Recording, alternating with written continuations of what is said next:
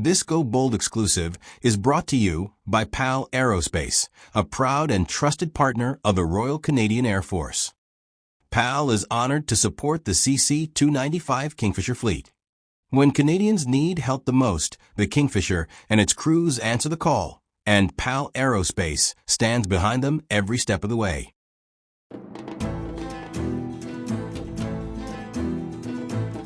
Hey everybody, welcome to Go Bold. My name is Jody Atariwala and I'm your host. And today I'm very, very happy to welcome to the podcast Captain Greg Harris and Master Corporal Alain Goguen.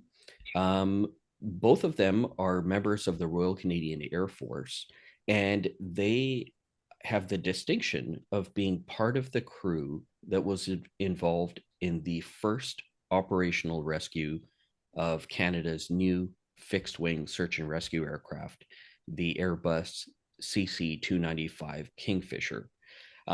So I think it's really important for us to cover this milestone event, and I'm very grateful for our guests to be here today to talk about it. Captain, Master Corporal, thank you so much for being here. Really appreciate you taking the time for me. Oh, my pleasure. Thanks. So as I do with all of my guests, I start off by asking, what made you join the military and what made you pick the branch that you did? And perhaps, Captain Harris, let's start with you.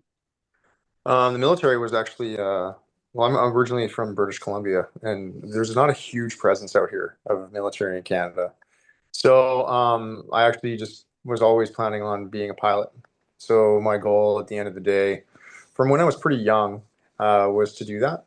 And I actually ended up going through university because that's a requirement of doing the job on the Air Canada civilian side, sort of WestJet, and then so you could have a degree and do that whole process. And then I got to finish with that, and then a military advertisement came up that they were hiring for pilots, and the more I read into it, the more I became intrigued just about the standard camaraderie, brotherhood, whole thing of it all. And the air side was just a natural fit because that's where I wanted it up being anyway. So that's basically my story. And I told my wife, it was funny because it just came up in a conversation, and I just said, hey, maybe this would be an idea for us to go this way. And 30 days later, we're walking the walk. And then I've dragged her around with me for the last 21 years. That's awesome. That's awesome. And, yeah, no complaints. She's just come hell or high water. She's there. Yeah, right on, right on. That's the best thing about military spouses. Like, I mean, I always say, like, I'm not in the forces, but I always say that they are the unsung heroes because. No, the support my wife's given me, like, because I started, we had young kids when I started, so going through the whole training process and stuff like that, my buddies would laugh at me because we're all young, single, no other obligations, and we were just basically very bogged down with other responsibilities at the same time. So she was an absolute warrior. So good for her. That's awesome. That's awesome. Alain, how about yourself? What was your motivation to serve? I kind of joined later in life, so I had call it a third life crisis, but I was like 32 years old and I went on an exchange program to India. And then when I came back, I kind of thought I always wanted to do something different. So I told my boss I was going to quit in 30 days. I didn't really know what to do. And I kind of went around trying to find something physically and mentally really challenging. And I ended up at a recruiting center. An old acquaintance worked there. And then he said, you should go SAR Tech. It'd be down your alley. Then I was like, what's SAR Tech? And then he showed me a video. Then I was like, I'm in. Then I kind of changed my whole life around and joined as a medic. And then made my way and became a SAR Tech just 4 years ago. Good for you. That's awesome. I have the utmost respect for SAR Techs. What you guys do. I know it's not exactly the same as what our U.S. colleagues would say are PJs, but very similar, I think.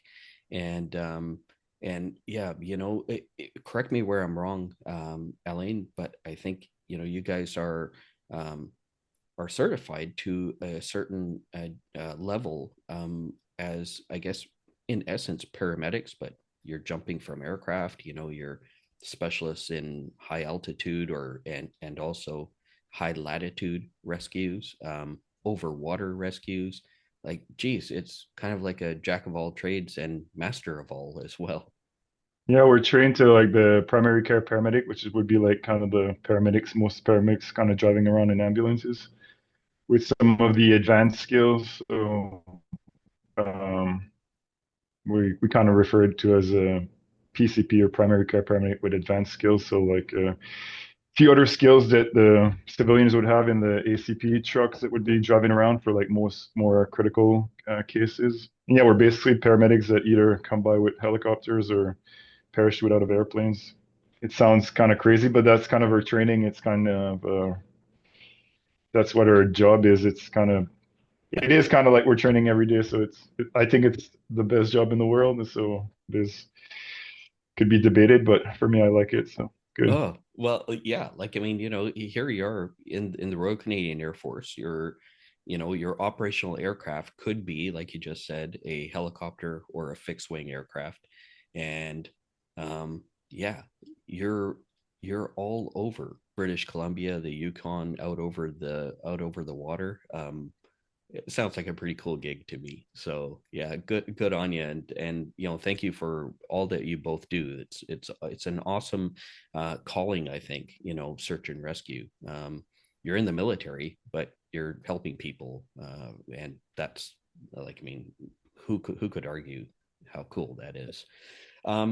So for people who are interested in seeing what the captain and the master corporal do, if interested, you could look on our YouTube channel. There are a number of videos there from the 2024 National Search and Rescue exercise, which happened at Canadian Forces Base Comox. There you will see the aircraft that participated. At the time, it was Hercules aircraft as a fixed-wing search and rescue platform, and the Cormorant, in addition to partner nations, United States Coast Guard and United States Navy. So check those videos out to get an appreciation for what these gentlemen do. But what we're going to talk about today is the first operational rescue of Canada's new Kingfisher fixed-wing search and rescue aircraft. So Captain Harris, perhaps you could describe for us what is the Kingfisher? How does it differ from the previous platforms that the Royal Canadian Air Force has operated in the fixed wing SAR role? Sure. The Kingfisher is the new fixed wing SAR platform for the Canadian Forces that replaced the older model Hercules as well as the Buffalo out here on the West Coast. And the difference between what the Kingfisher is capable of doing and what the two legacy planes were capable of doing is pretty significant, especially in terms of the search aspect. The rescue has stayed very, very similar. The procedures and methods we use to get the guys set up to jump out the back, to toss equipment, or pyrotechnics that we require to light up the sky, or mark targets, et cetera, with smokes, all these different things that we used to do in the legacy planes, this one still does. But the primary aspect of the advanced camera on the front, the EOIR sensor it's called, giving us both optical and infrared visuals to an extremely close degree in terms of how far we can see. The advanced radar systems, all those sorts of things are basically changing the way we play the game and how we actually employ the platform to get things done. So the old days of going out and using our eyeballs with the two guys in the back or girls in the back and the two in the front, plus whatever else we might have for actually physically, visually seeing something, those days are kind of going the way of the dodo because of the capabilities that this airplane has far exceed anything that we were able to do previously. So the speed with which we can search, the accuracy with which we can search, as well as that expanded safety envelope it gives us, because we can see things much more closely from much higher up, which is a safer place for us to be, right? Being the West Coast and what we have to deal with out here. So Yeah. So another video that we have on our YouTube channel is the final operational flight of the Buffalo, which Yep. was one of the former fixed wing search and rescue aircraft. And that aircraft, from what I've seen in the few times that I've had the opportunity to fly in it, you would be fairly low to the ground. You would go through valleys and what have you when necessary.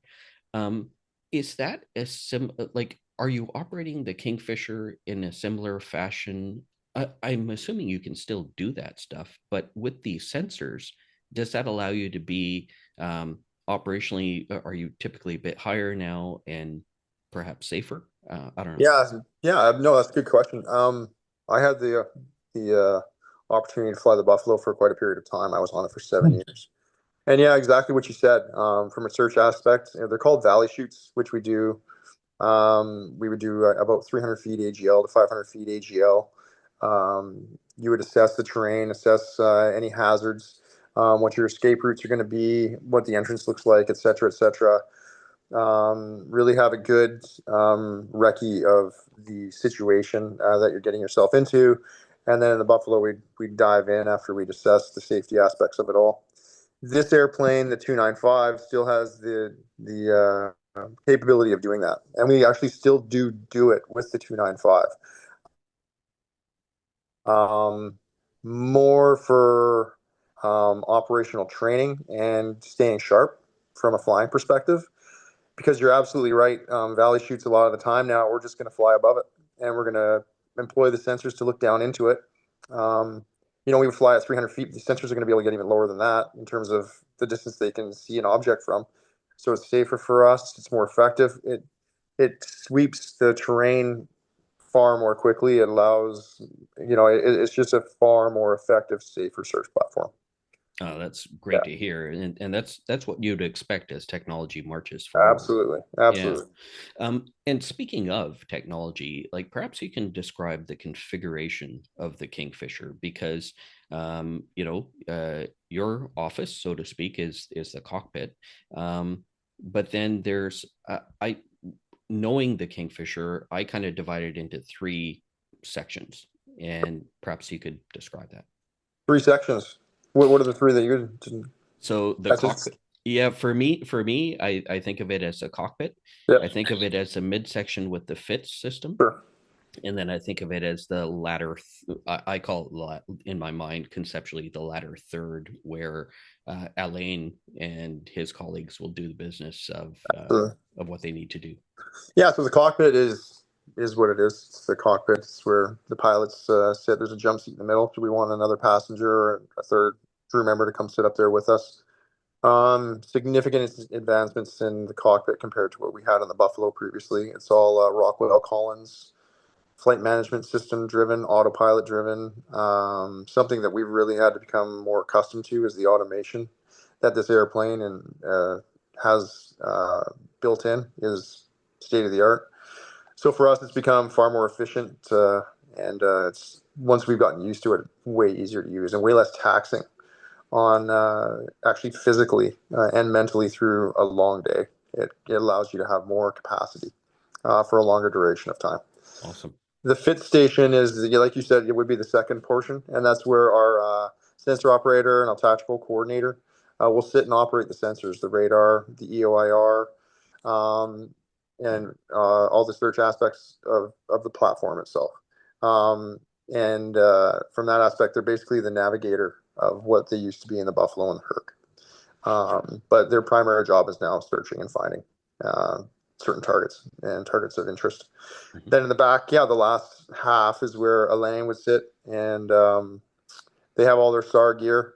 Starting at the fit station, actually begins before that, or right abeam that, and all the works all the way to the back with all the gear and equipment they have, plus all the pyrotechnics that we require closer to the back that they throw out of the back, is all set up that way. So I know initially there was some concern with regard to the size of the 295, the height of the 295, but it seems to be overcome. Like we have adapted extremely well, and the way we're able to employ this platform is, it's been, I wouldn't say seamless, as we all know, because there's been some controversy with regards to how and what this airplane is and how we're going to use it, but we've adapted pretty well, I would say, and how we're operating it now, I'm super confident and happy with the way we're employing it.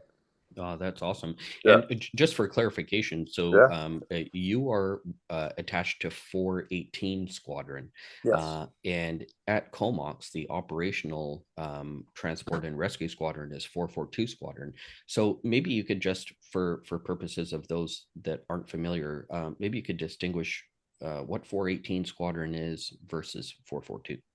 Sure. First of all, I'm really happy that 418 Squadron got the first operational mission over 442, being 442 the operational squadron. So I'd just like to give a shout out to that. Right on.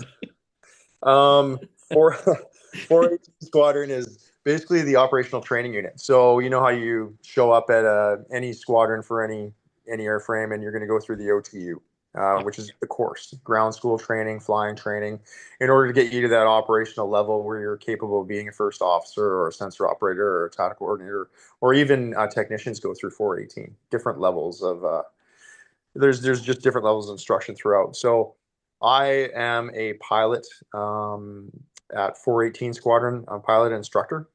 So we obviously fly and qualify the instructors at the end of the course, or through the course and through the end of the course. But at the same time, I'm also an operational aircraft commander on the 295, of which all the other instructors at 418 are as well. So we supplement 442 because the amount of crewing we currently have is, at the commencement of all this, wasn't adequate to man the squadron as you would expect, right? Standing up Right. a new platform.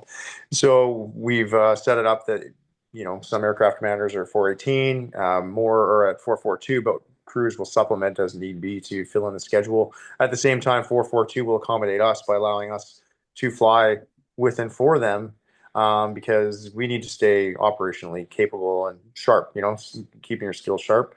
So they pepper us into their schedule at the same time, and it just happened to be on one of those days. Happened to be this mission. Yeah, right on. And so also another point of clarification in this is the aircraft that are based at Canadian Forces Base Comox, are they kind of a pool of aircraft, or are there aircraft specifically assigned to 418 and 442 Squadron? They currently all belong to 442 Squadron. Okay. So the dissemination of that goes through the squadron and wing level, outside my scope, outside my Yep. yeah, I'm not involved with that, but yeah, currently they're all based and stationed and based out of 442 Squadron. Yeah, probably just easy to have them all at one, Yeah. under one Yeah. administration. Yeah. Alain, Captain Harris just talked about the back half of the aircraft and where you operate. You know, you're probably a decent height, gentleman. What are your thoughts of some of that previous controversy, or maybe just questioning of whether the Kingfisher had the size or the space, I should say, to be an effective fixed wing SAR platform? Because from my perspective, what I recall is that there's a lot of equipment that needs to go in these aircraft for a rescue, because you don't really know what you're going to be called upon to do. So, there's sea rescue kits. I think they're called sea rescue kits. Yeah. And then there's pumps that you guys parachute out and things like that. So I assume that you would configure an aircraft as best you can, knowing what a mission might be. But then there's also that variability of not knowing exactly what you're flying into. So you got to carry a lot. How would you describe the Kingfisher in that context? Yeah, so I came from the Herc world, so it was a bit of an adjustment. At first, I thought it was, why is it small? But it was a challenge because yeah, we do need to carry all that gear. And but some good solution have been like something was really big and we never thought about making it smaller. But now there's technology, new equipment. Why not buy some better stuff, put it in a smaller package, and now it fits on the plane? So there's been a lot of kind of growing pain and figure things out. On the Herc, it was easy. We went for a training day. We leave all the stuff on. We'd add anything we want pretty much without question. and we strap it somewhere, and then let's go. We go training and come back. There's a little bit of a different mentality on here. We have to be more careful with how much extra training gear, and it's not really a weight thing. It's more just where does it fit on the plane, which is kind of a little bit tricky. Sure. As far as height and all that, like I'm 5'11" with my helmet, like I'm nowhere near touching the ceiling. Some guys that are maybe 6'4", could be a little bit of an issue with their helmet. They might be touching the ceiling. Otherwise, there's other benefits, like you're sitting in a proper chair versus the hurt you were sitting on like kind of just a bench. And if you have a hard landing, it'd be a bit more rough. The chair can recline, turn sideways, look in the window. The comms are way better. We can easily just talk between SAR Techs by just hitting one button, and we can still hear the rest of the aircraft talking. There's a lot of advantages. I don't think there was anything really bad. It was just like coming from the Herc, it just looked so small at first. It was like, how is this going to work? And then, but then it's kind of the military, Air Force, SAR Techs, whatever. It's like we just figure things out and come up with plans and ways to do it and try things out and go from there. And yeah, so far it's really good. Well, I love it. I think what you just said there, I think is really key, is that you adapt and you adapt to the platform, and the other thing which I find really interesting is that you said is you modify or improve the type of kit that you use. So that is super cool. The other thing that a lot of people were talking about with the Kingfisher was whether you'd be able to jump out of the back. And I think that is obviously it's moot now because clearly you do it. But there was controversy about being able to parachute out of the aircraft and whatever. I don't know if you have any comments on that. You did it in this rescue, as you will share, but yeah, does it differ in any particular way from jumping out of the back end of a Herc or a Buffalo previously? Yeah, so there's been a few issues that we've been working and figuring out solution. Is just any new airframe is going to have different things, and other countries have this plane, but they fly different configuration or the no static line. Like there's like the PJs, they can jump free fall with equipment, but us, if we're doing for rescue, we have to jump with a static line, which is basically there's a cable attached to the plane. When we jump, it pulls out a parachute and we're like under canopy, and that permits us to have all our gear in the front, sometimes up to 100 pounds. So it's free fall with equipment is quite different. It used to exist in SAR, but we went away from it. So now there was talk about should we bring that back, but most of the issues have been resolved. It's just new plane, new equipment. We're using the same parachute. Is there modification we need to do on the static line, lengths, and stuff like that? Everything's been kind of brought in consideration and figured out. So like every day we're training, we're jumping out. So it's not an issue that we can't jump out of the plane for sure. Oh, that's awesome. Yeah, good to hear. So let's talk about this rescue. Captain Harris, I'll let you lead off because you guys are dispatched by the Joint Rescue Coordination Center. So they get some information of an incident. I believe this first rescue was a downed aircraft, which is a serious thing. And I'll let you take over from there. Like, sure. Talk us through this. Contractor-operated special missions operations and training demand extraordinary skill, precision, and technology. Our elite special missions operations are backed by extensive operating experience with over 350,000 flight hours. Operating for domestic affairs agencies, coast guards, fisheries protection, search and rescue, and other public safety organizations around the globe, PAL Aerospace provides immediate access to special missions aircraft, sensors, and crew without risk of operational gaps, delays, and cost overruns. As your missions evolve, so do we. Together, we're defining the future of aerospace solutions. Every capability we offer, every solution we engineer, is a unique competitive advantage for our customers. We are not just participants in the aerospace industry. We are proven partners for organizations addressing today's most pressing security, safety, economic, and environmental threats. PAL Aerospace is ready to put your mission first. Always. Well, actually, we were sitting at lunch, and Alain's associate, Curtis Schmidt, joked with me, wouldn't it be funny if we got an operational jump this afternoon? To which I just kind of laughed over my chicken burger and said, yeah, well, we just started.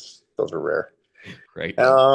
We ended up paying our bill and walking out the door, and we're getting, the way this airplane's set up is just the way we run checks is a little bit different than we have in the past in different planes. So we were running checks to get things prepared, and the Rescue Coordination Center had phoned our TACO directly on his phone. And I looked out the window, and he was kind of scrambling, and he said, yeah, no, we actually have a mission. And the mission was, from what they could tell, was a confirmed crash of a plane of some sort, and the activation of a spot beacon, meaning that somebody had survived the crash potentially and flipped this thing on, because that's what it takes. So we got all fired up and departed Victoria, and then left Victoria. Flying from Victoria, it was 70 miles north east of Prince George was the location. So coming out of Victoria, we had the information we had, and then we got updates from RCC en route. Took about an hour and 15 minutes to get there. We had been tasked out of Victoria. A cormorant had been tasked out of Comox, but they were quite a bit slower. And a RCMP helicopter had been tasked out of Prince George. Okay. So we had notifications and encountered some shady weather on the way there. It was pretty unstable, so thunderstorms, stuff like that. And then the first challenge really was after Prince George. We were up pretty high, and we got down low to start skirting weather to get in. And there was a squall line at the entrance. It was like a horseshoe canyon. So at the mouth of this canyon, I was going to say it was probably about 5 miles across. And then the squall line was actually a 20-mile line extending north of that mouth and south of that mouth by 7 to 10 miles on each side. So it was pretty significant. And it was about, from the actual entrance of that, I would say when we showed up on scene was about 25 miles back. Okay. Yeah. And so we actually went under it to get on location, and we caught up with the RCMP helicopter. We were just behind them by about half a mile. We entered the Horseshoe Canyon, and it was about 12 to 15 miles long. And at the end of the canyon, you could see that the squall line kind of wrapped around, and there was it was a valley, an open valley at the end of it. And sitting over that valley was just a bunch of dark Virga cloud rain. So the thunderstorm was right on top of where this spot beacon was. Oh, wow. So we were in conversation with so we were trying to get in as close as we could due to weather and things like that, as well as watching the weather come in from behind us, because we knew that squall line that we originally went through was coming towards the valley, and that was our way out. So we discussed with the RCMP helicopter, and they decided that they would do what they could do, because they can go a lot lower and a lot slower than we can. Sure. So they decided to push it in slowly and as low as they could to see where they could get to. And they said that they could get to her. And sure enough, and this girl was a champ. The patient had climbed out of the plane, climbed up a ridge, was giving them a signal with a mirror, and they saw her. And so in coordination with the RCMP helicopter, it was decided that they would bring the patient back towards us. So we were still in the valley, obviously orbiting there. Okay. But the decision was kind of one of two things. It took that long for the RCMP helicopter to get to where they were from Prince George, and it took us that long to get to that location from Victoria. That's how much faster the 295 is. Yeah. So it would take a long time for them to get back if the patient had anything serious. Right. So the decision was made to have them, at the same time, the RCMP helicopter was too small to accommodate the people that they had on board, as well as the patient, as well as 2 SAR Techs. It just didn't have the space or the capability to fly with that many people. So the decision was made to bring the patient back to a location that our SAR Techs could jump to. Okay. And then they could administer, because she was complaining of broken wrist and chest pains. So they could administer the advanced first aid that they're capable of, that the RCMP was not capable of. All they had on board was a basic first aid kit. Right. So it was a cost-benefit analysis of what's the best option. So yeah, that was the decision. That was the option. And then with that, the RCMP would bring the patient back to a location where Alain and the team member we had been elected to jump. And the cormorant would be able to come in behind at a later time after the patient was stabilized, to transport everyone back to Prince George. So that was the decision. So it was coordination between us, the RCMP, and the cormorant. At the same time, the weather had filled the valley in behind us, so our only escape was now directly up. And you can ask Alain and test to this, we got very, very time compressed to the point where we basically had, we were on our last pass, and the decision was, we had the discussion, Alain and I, was like, you guys are going to go this time, confirm, because if you don't go this time, you're not going. And that was because the weather was coming in so fast that we had to leave, because we would just go into cloud in the mountains that low. Obviously, that's the most dangerous thing for us to encounter, right? So we had to climb up ahead of the storm. That was the only way. It was a pretty small hole that had closed up directly above us. The valley entrance was now closed. The other side was closed. It was just up. So the discussion was made that they would jump. Everybody was of the understanding of how the extraction coordination for the SAR Techs was going to work. And the weather came in fast enough that once they jumped out the back, we discussed the fact that we were not going to be able to have confirmation. We would see that they had 2 good parachutes. We would not be able to stick around to watch them land safely, but we would have them on radio. Right. So, and we would orbit above to make sure we could get whatever they could when we could get it to them. So yeah, so we did the last pass, and Alain and the team member jumped out. It was Curtis Schmidt, and onto the ground. And sure enough, parachutes opened, and we started climbing immediately. And it was basically right up the front of the squall line, straight up the front of this wall of cloud. And then they disappeared under the verga and the cloud behind us. And then we got confirmation a couple minutes later. Everybody was safe on the ground, and of course, being the ultimate professionals they are, no problem. And they landed in hail and rain, so it wasn't a nice situation for them. No.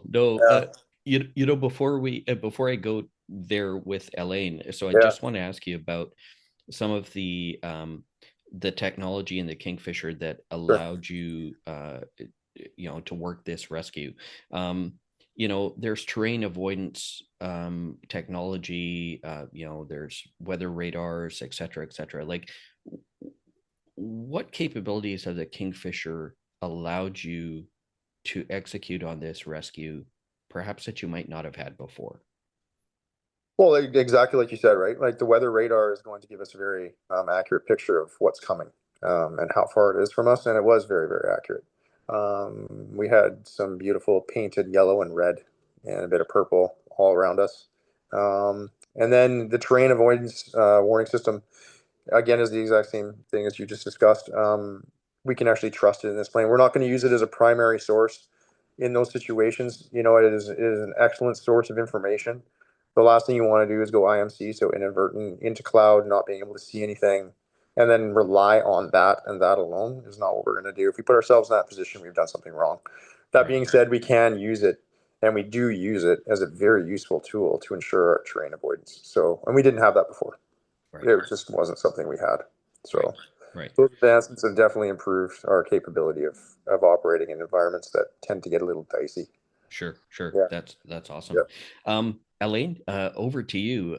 Talk to me about being in the aircraft and getting ready to jump out, and then that rescue. Yeah, if we go back to Victoria, then we get the call, confirmed plane crash. So those are, when it's confirmed plane crash, that's kind of like go time, like we get ready, because sometimes we have ELT searches, or those are often not a really down aircraft. It's just someone's ELT that's off, and so we're like searching. But a down aircraft with now a 406 GPS location, we know that we're it's going to be something we need to get ready for. So in the transit there, we start getting ready, get our operational parachutes ready, start building bundles with all the gear from the plane that we could use, start building our SARPEL, which is like the delivery device that we clip to our parachute to bring all the equipment down. So we're bringing medical equipment, sat phones, PLBs, all these things. So we're packing all that stuff. And we're going in, we're seeing the weather is bad, but we're also now with the new capabilities, we're going to the fit station. We've got a position, and now we can actually see on the map and try to get some better imaging to see where this plane is and is there anywhere close by that we think we can jump to. So in original look, we could see where the plane is supposed to be, and there seemed to be like a good spot to parachute to just in the lower river there at the bottom of it. At the time, the weather wasn't completely sucked in there, so we were still thinking kind of that plan. Then when we got closer, we start talking with the RCMP. They're getting closer. The weather is really bad, and this when we're the same plan that Captain Harris talking about, where we're trying to figure out what's the best plan now. And it just ended up that, yeah, the person was able to go to Ridge, get picked up by the RCMP. Original plan was for them to come pick us up. We'd jump further, they would pick us up, we'd go to the patient and then help out, because we're thinking now maybe this person is not able to move, maybe there's like broken legs, broken something, and it would be way better to have some SAR Techs there with medical gear. But it became a non-issue because the weather was getting so bad that was a decision to make. If you guys see her now, pick her up, and then are you guys going to go straight back, or we're going to? So there was a lot of discussion on that mission. It was kind of every mission is different and it has its own particularities. This one definitely had some. So it kind of made sense for a plan for us to parachute, and then a 5-minute helicopter drive would get her to the patient to us. And then, because at this time we don't know if there's some emergency, especially if like your rib cage gets injured, like it's not good to be flying at high altitude with no pressure, like things could get worse. So that was kind of the reasoning where if we can get eyes on, get a medical assessment, and we've got a Cormorant coming, the Cormorant can fly faster than the RCMP. In the Cormorant, we've got all the medical, we've got oxygen, we've got everything basically, right? So that's the plan we came up with. So we found the spot. There was a bit of a road there, so we kind of parachuted to that spot with the gear that was on us. And yeah, basically we had about, if it would be 2 minutes later, we would not have been able to jump, like Captain Harris was saying, because the weather was really coming in, and then there was hail and all kinds of stuff on the ground. So we parachuted in.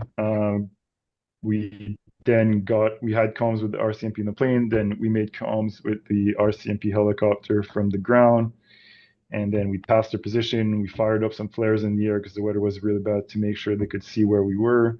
They picked up our flares, and then they came straight to us, landed.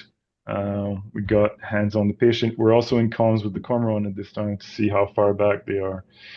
By this time, the Cormorant now is about, I think, 20 minutes away. So we kind of stay, the RCMP were there too. We assess the patient, try to see what's going on. And now the Cormorant is getting closer.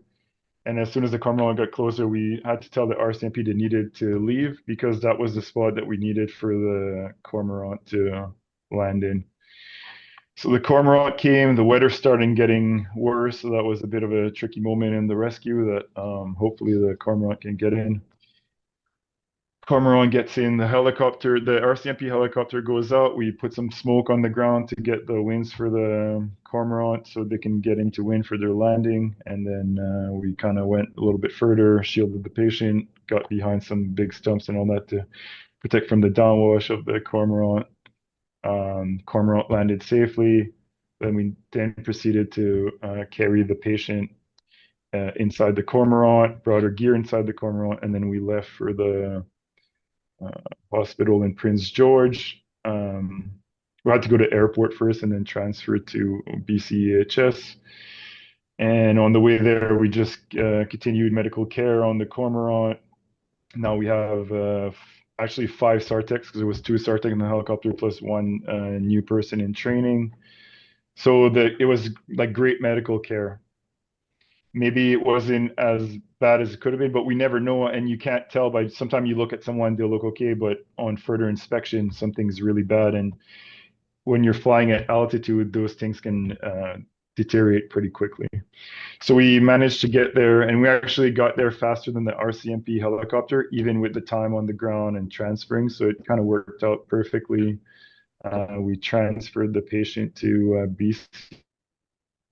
BCHS, and they brought him back home on the 295 was also parked at the same airport, and then we just kind of transferred some of our gear back to the 295. Flew back to Comox, and then kind of didn't realize, but I guess it was a big deal because it was the first missions, and the CEO and all kinds of people were like on the ramp waiting to say hi and congratulate us and all that stuff. So it was a pretty cool experience. I was just lucky to be on that shift, on that jump. So any guy could have done it. It's just all these missions, there's like crazy missions, not so, like, it just depends if you're on shift or not. And all our guys are trained to the same level. Everybody's really good at their job. So it's good to get those missions though, and kind of get the ball rolling, get back to the, because we're just paramedics. It's maybe some people think sometimes it's crazy we're parachuting out, but that's our job and that's what we train. So when we get the opportunity to do it for real, it's go time basically, right? So, and there hadn't been like an operational jump here in a while.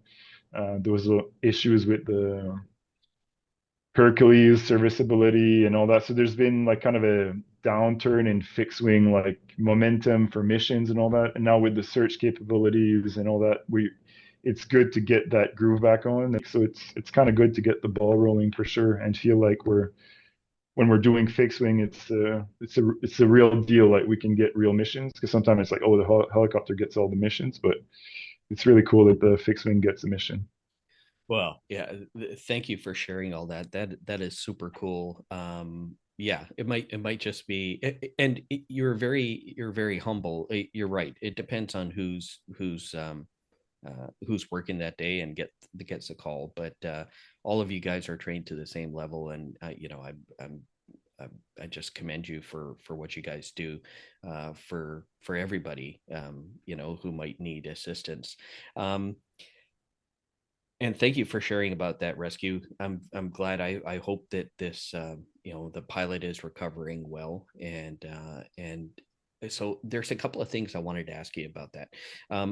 One is we were talking about communications, and you were talking about talking to the Cormorant as it's inbound, and obviously talking to the Kingfisher as it's orbiting. Does the Kingfisher allow you better comms all the way around in terms of what capacity or capability does that aircraft have? Because does it allow you to relay comms to other aircraft, like, that you might be higher and you can, transmit further? Or, I'm sure that there's now SATCOM in the aircraft as well. But yeah, just kind of curious about internal and external comms. Internal comms, yeah, we have multiple channels that we can go off. Like Alain was attesting to, they can have conversations between the SAR Techs. Different crew members can privatize their conversations, and if there's instruction going on or learning going on or something that needs to be discussed offline, that can absolutely be done on this plane. This airplane has two VHF radios, like a lot of planes do. It's got a UHF radio, and it has two sat phones, an Inmarsat and Iridium.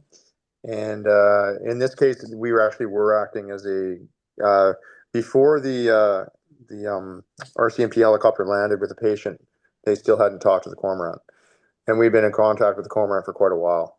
So we were acting as the relay between the Cormorant and the RCMP helicopter with regards to what next events were going to be, because they weren't capable of talking to each other at that time. Right. Yeah. So a combination of radio capability and the fact that we can be higher and work as that platform. Yeah. Beautiful. It's more effective. Yeah, that's and awesome. For us on the ground, if I can add, is there's better capability because we're jumping with a sat phone. So with the Hercules, for example, it didn't have sat phone. So yes, we jump with a sat phone, but now we need to call GRCC, or we could call the medical director if we need some things that are kind of out of our scope or something like that. But now, if we can't get radio comms, we can now just call directly the aircraft with our sat phone with just dialing a basic number, and it's pretty streamlined. So that's another capability that we can get, because we could call we can call the Corm, but now we can also the Cormorant, and now we can also call the 295. So it's a little better feeling for us on the ground that we can have more chances to have comms with someone if we need to. Yeah, that's awesome. And I think I know that there's a portable cell phone locator system for rescues called CASAR, and that was operated in or that was used in the Herc. Do you have that technology on the Kingfisher? It's in process. Okay, cool. It's coming. Okay, Yeah. beautiful, beautiful. Yeah. So, to wrap this conversation up, Captain and Master Corporal, I'd love to ask you guys, with the rear view lens of this rescue, what have you guys learned, or what are some operational tweaks perhaps that you might have thought about now post rescue? That's a good question. I found it more of a reminder than anything that, like Alain is saying, we train every day. We do the same thing every day. It makes what looks fantastic from a SAR Tech point of view, jumping out the back.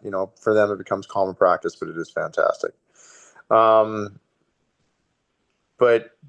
no matter how much we train or what we do, we have limitations. We have training limitations, and this particular mission, it was a good reminder that operational is not the same as training, because we wouldn't have been able to push the boundaries and push the weather to the point of where we did in terms of decision making and timeliness required, that you really get pushed into a corner trying to keep a level head. It was a good reminder that an actual mission is never the same as training when it comes down to it. Yeah. So that's what I found. Yeah, it was because I hadn't been on an actual mission since the Buffalo retired. So it'd been a period, and I was like, oh yeah, that's right. It was one of those. Okay. Right. All right. That's what this is. Right. Yeah. Yeah. That was the biggest light bulb for me. Yeah. Yeah. Right on. How about yourself, Alain? For us, there's a few different things that happen with this. So we have the fit station. We need to know like altitudes. We need to know where we're jumping from. We have this device on our parachute that automatically activates if ever there'd be something go wrong with our parachute or we get knocked unconscious in the air. It'll still fire a reserve for us, and we need to set this, and it's very precise. We need altitude. So the big thing is how to use this fit station and in the best way possible to make it more efficient, faster, whilst not rushing and still getting eyes on, because we need to know where we're landing. We need to have visual it when we're in the air if we get an issue, to know where the drop zone is and all that. And the fit station gives us tools like using radars to get spot heights to know what altitude is. So that's really helping us to set our Cypress device, which is called in our parachute. So how to use the fit station, but also use the eyeballs in the bubble window at the same time. Because it's easy to say, oh, we can use the station and the camera for everything. But if we get out in the air, we have a cutaway, now we're lower, and we can't see where the drop zone is now, and we don't have any references, for example. It can cause some problems. So how to balance all that out. And the capabilities of the fits are next level for sure. It's just balancing out, because it's all new to us how to figure it out. And that, yeah, like Greg said a little bit, that missions are not training. In training, we're kind of more in the black and white. On mission, sometimes we have to go in the gray and know which part of the gray to go on and not go on, and how that works with this new aircraft, because it's all new to everybody. And every couple of weeks we find something different that we never thought about, that okay, we need to take that in consideration, like the fact that the plane's always flying pressurized, versus the Herc would not be pressurized as soon as we're at that lower level there in the back, for sure, for an operational jump. But it was just good to see the capabilities in real life, and there's been lessons learned, things we did well, things we could have done better, and then we just kind of take that for the future and pass it Brilliant. on to other members. Yeah, right on. Well, like, I mean, that's how you get that institutional knowledge, right? You can pass on your experiences. So, beautiful.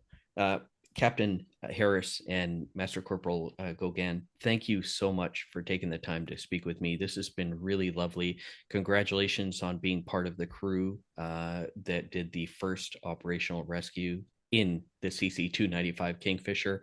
That's a major milestone, and I just thank you so much for taking the time to speak with me and describe what you guys did. That was awesome. Outstanding. No, thank you very Thank much. you. Yeah, thank you guys. Really appreciate it. And for those of you that want to reach out to us at the podcast, please reach out to us at goboldthepodcast@gmail.com. And we hope you'll join us for another episode. Thanks, everyone. Have a great day.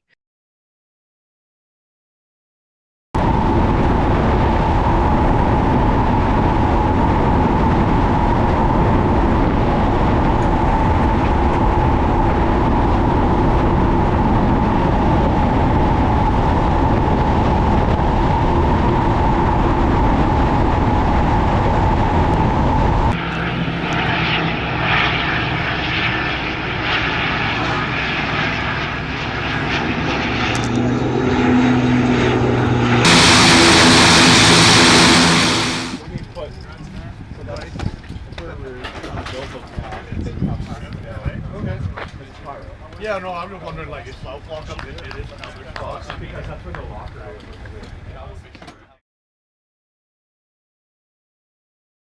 Our thanks to PAL Aerospace for their support of this exclusive Go Bold video.